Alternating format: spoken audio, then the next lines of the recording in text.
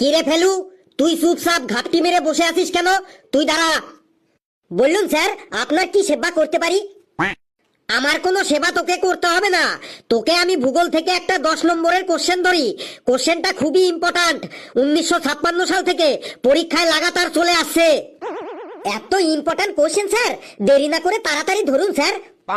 নে, তুই সুন্দরবনের প্রাকৃতিক বৈশিষ্ট্যগুলি বর্ণনা কর, কিন্তু মনে রাখিস উল্টো পাল্টা কিছু বলবি না কিন্তু।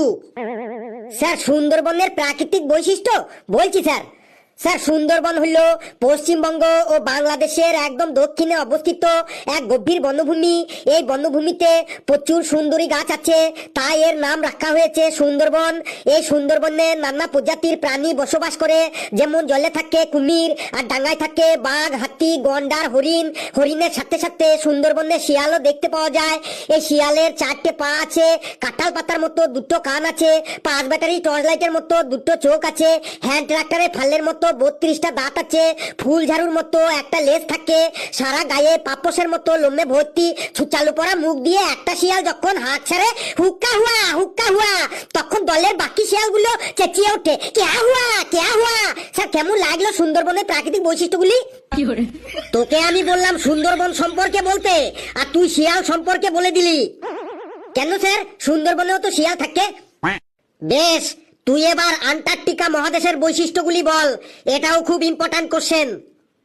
ছিলাটাকে আজ শিয়ালে ধরেছে, ও আজ সব শিয়াল দিয়েই চালাইবে বটে। স্যার, আন্টার্কটিকা মহাদেশের বৈশিষ্ট্য বলছি স্যার। স্যার, আন্টার্কটিকা মহাদেশ হইল পৃথিবীর একদম দক্ষিণে অবস্থিত। এই মহাদেশটি একদম সারা বছর বরফে ঢাকা থাকে।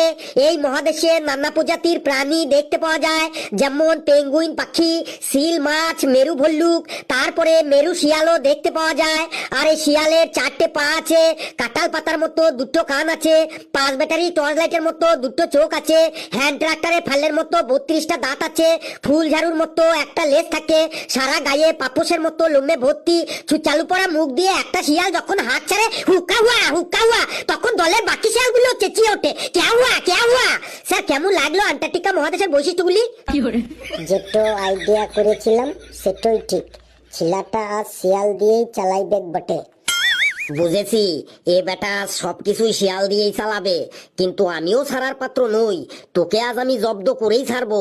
রেগে গেলে চলবে না, ওকে ঠিক তেলিয়ে তেলিয়ে জব্দ করতে হবে। বাবা ফেলু, তোমার মামা বাড়ি কোথায় বাবা? স্যার, আমার মামার বাড়ি গোপালপুরে। তোমার মামার বাড়িতে কোনো শিয়াল আছে? না স্যার, আমার মামার বাড়িতে 2টো কুকুর আছে।